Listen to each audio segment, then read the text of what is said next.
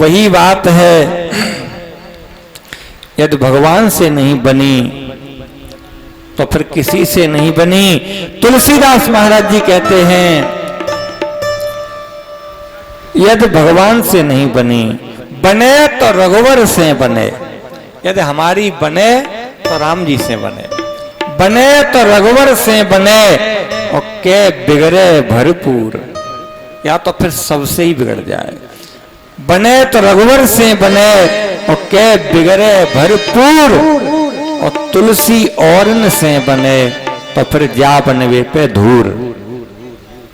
राम जी से बने तो ही बनना है, और संसार से बनी तो ऐसे बनने से क्या लाभ है। महाराज जी जैसे ही प्रभु श्री रामभद्र गुरु विश्वामित्र जी के साथ, ऋषियों के साथ जनकपुर के आमों के बाग में ठहर गए हैं, पता चला है महाराज जनक जी को, क्या पता लगा है, विश्वामित्र महामुनि आए, समाचार मिथिला पति पाए।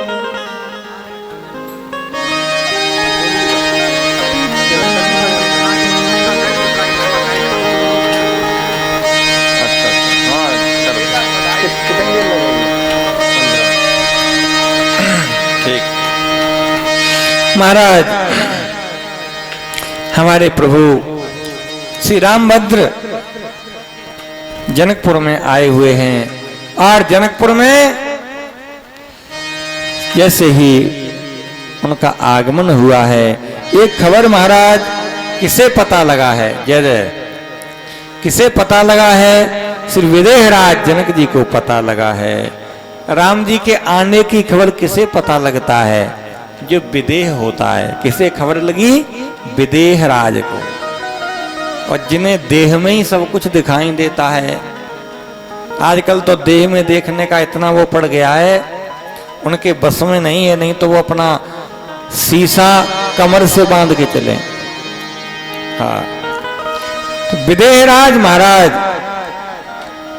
श्री आवाज में महाराज विदेहराज को पता लगा है, मिथिलापति को पता लगा है कि विश्वामित्र जी संत पधारे हैं, उनके साथ और भी कोई आया है। अब तो महाराज मिलने के लिए गए हैं। संग सचिव सुच भूर भट्ट भूसुर बर गुण ज्ञात, चले मिलन मुनि नायक हैं, मुदित राव यही भांत। आपने देखा होगा जो बड़े बड़े नेता होते हैं ना, उनके साथ IAS IPS हमेशा चलते हैं। क्यों? कि नेताओं को इतनी जानकारी नहीं होती है, लेकिन उन्हें उस चीज की ज्ञात है, जानकारी है। तो ऐसे ही जैसा युग जैसा समय, लेकिन उस समय में राजा महाराजा चलते थे तो उनके साथ संत ब्राह्मणों की टोली चलती थी, क्योंकि संत ब्राह्मणों से ही भगवंत और साधु प्रसन्न होते हैं। अब तो महाराज विश्वामित्र जी के साथ भगवान पधारे हैं, श्री महाराज जनक जी मिलने के लिए आए हैं। कीन प्रणाम चरण धरि माथा, दीन आशीष मुदित मुनि नाथा। प्रणाम किया जाकर के महाराज जनक जी ने, और आशीर्वाद दिया श्री विश्वामित्र जी ने। जितने ब्राह्मण समाज संघ था महाराज विश्वामित्र जी के, सबको प्रणाम किया राजा ने, और कुशल प्रश्न कही बारे बारा, विश्वामित्र नृपय बैठारा। कुशल क्षेम हुई और राजा को बैठने के लिए कहा। अब तो देखिए जब विश्वामित्र जी से संतों से मिलने के लिए महाराज जनक जी आए थे, उस समय राम जी और लक्ष्मण जी नहीं थे। प्रभु श्री राम और लखनलाल जी उस समय नहीं थे। और सही बात है, जब कोई संतों से मिलने के लिए आता है तो पहले ही भगवान थोड़ी मिलते हैं। संतों से मिलने के लिए आप जाओगे तो तुम्हारी भावना के अनुसार भगवान मिलेंगे। ये नहीं कि संतों के पास गए और भगवान के दर्शन भये, ऐसा नहीं है। उस समय प्रभु श्री राम लक्ष्मण जी नहीं थे, लेकिन जब बैठ गए सबको प्रणाम करके उसी समय महाराज तेई अवसर आए दो भाई, तेई अवसर आए दो भाई, अवसर आए दो भाई, तेई अवसर आए दो भाई, तेई अवसर आए दो भाई, गए रहे देखन फुलवाई, फुलवारी, गए रहे देखन फुलवारी। महाराज उसी समय राम जी आ गए, लक्ष्मण जी के साथ प्रभु श्री राम भद्र पधारे। लेकिन एक बड़ी विचित्र बात है कि जब जिस समय बैठे ही थे उसी समय राम जी लाडले लखनलाल जी के साथ पधारे। तो कहाँ गए थे? फुलवाई देखने के लिए, क्योंकि लीला यहीं से प्रारंभ होगी। आप देखिए, जहाँ पर कोई विशेष पुरुष विशेष लोग आते हैं, जैसे वहां पर कुछ लोग उस चीज का मान ले निरीक्षण करने के लिए जाते हैं। अब राम जी आए हैं, उससे पहले वहां पर और निरीक्षण करने पहुंचे हैं। लेकिन फूल बाग में ठाकुर जी क्यों गए देखने के लिए? है वो निरीक्षण करने के लिए किसी प्रकार की कोई कमी तो नहीं है, क्योंकि कल यहाँ श्री भक्ति महारानी किशोरी जी पधारेंगी, इसलिए ठाकुर जी फूल बाग को देखने के लिए गए कि व्यवस्था में कहीं कमी तो नहीं है। कई अवसर आए दो भाई, कहाँ गए थे? गए रहे देखन फुलवाई। लेकिन ध्यान देना, जैसे ही राम जी को और लखनलाल जी को आते हुए देखा तो उठे सकल जब रघुपति आए, सब उठ के खड़े हो गए।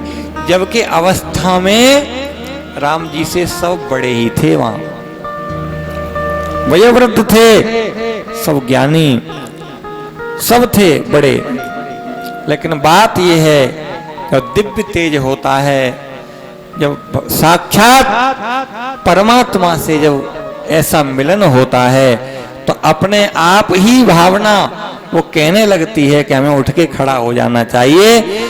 तो उठे सकल जब रघुपति आए, जब राम जी आए तो सब उठ के खड़े हो गए। क्यों उठ के खड़े? इसलिए हुए, कहां से? विश्वामित्र जी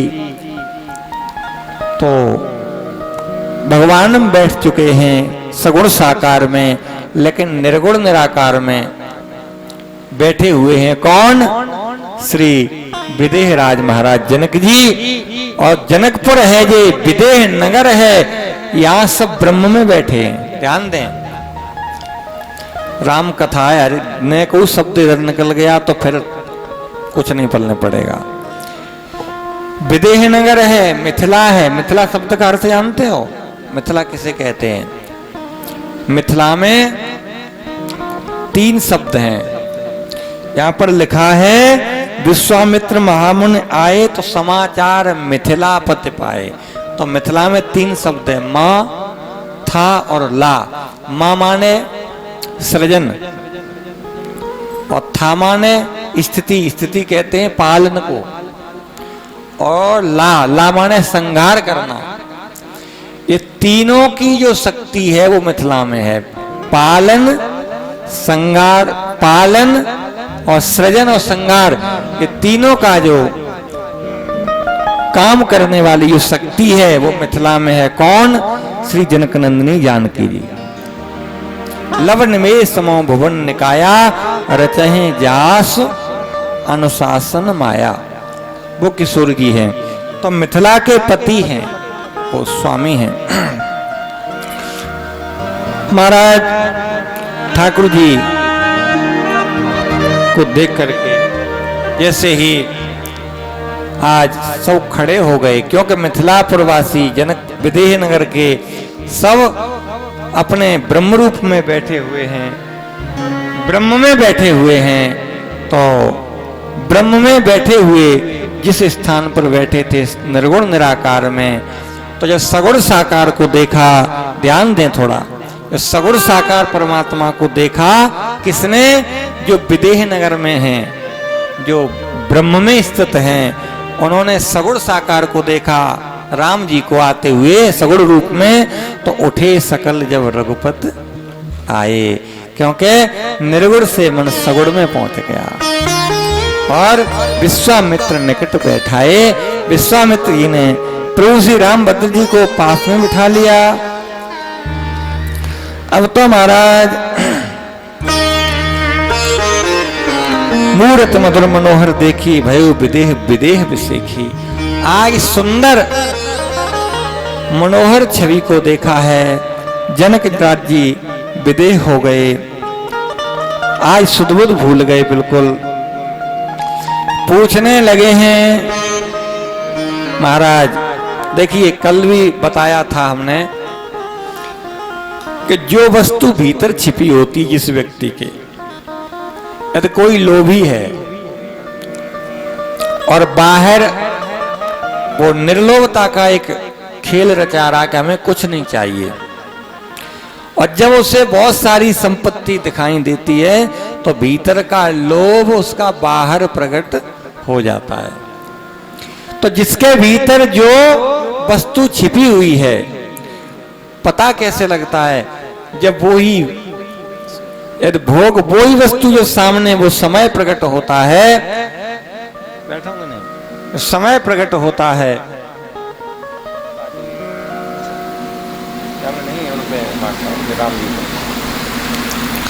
तो महाराज जैसे ही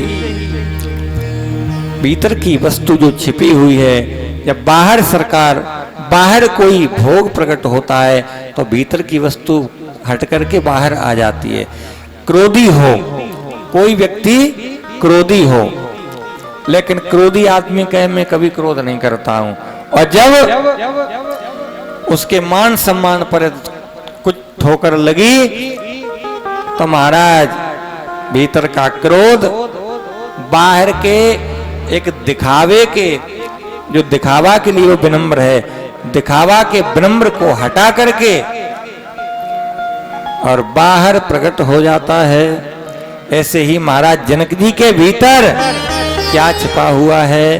जनक जी के भीतर प्रभु श्री राम जी छिपे हुए हैं और बाहर दिखावा करते हैं। सब लोग बड़े गौर से कूलर देख रहे हैं जैसे आज पहली बार मिला हो। तो आज भीतर छिपे हुए भगवान को और बाहर के भगवान से जब मिलाया तो मिल गई, छवि मिल गई, और मिलते ही आज कहने लगे हैं महाराज जनक जी, कहो नाथ, कहो नाथ सुंदर दुबारे, कहो नाथ सुंदर दुबालक, कहो नाथ सुंदर दुबालक, मुनि कुल तिलक कीन्हत कुल पालक, मुनि कुल तिलक पालक। आज महाराज जैसे ही देखा है तो कहने लगे हे प्रभु, हे गुरुदेव, बताइए कहो नाथ सुंदर दो बालक, बताइए ये सुंदर दोनों बालक किसके हैं? ऐसा लग रहा है या तो मुनियों के कुल के तिलक हैं। महाराज जनक जी कोई गलत थोड़ी बोल रहे हैं, पहचान लिया। या तो मुनियों के कुल के तिलक हैं। मुनि मंडली के तिलक कौन है? राम जी तो हैं, रघुनाथ जी हैं मुन कुल तिलक, और या नृप कुल पालक, या तो कोई राजा के वंश का पालन करने वाले हैं। तो राजा के वंश का पालन करने का मतलब यही है कि महाराज दशरथ जी राजा हैं, उनके वंश को जो आज तक पालन किया है, एक से एक महापुरुष हुए हैं। श्री रंगनाथ भगवान जिनके पूज्य इष्ट देव हैं, तो वही तो नहीं है ये है महाराज जनक जी की बात। और कहा ब्रह्म जो निगम नेत कही गावा, ओ वह भेष धर की सोई आवा। मुझे ऐसा लग रहा है जो परमात्मा जिस ब्रह्म को वेद ने नेत नेत कह करके गाया है, आज मुझे ऐसा व्यतीत हो रहा है कि वही दोनों रूप में आ गया क्या?